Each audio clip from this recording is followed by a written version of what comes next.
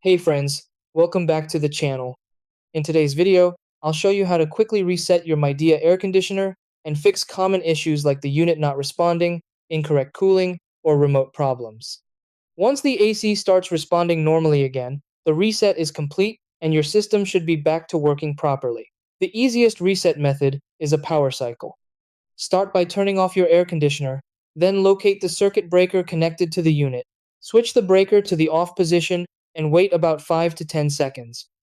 After that, turn the breaker back on and power up the AC. This clears temporary system errors and refreshes the internal controls.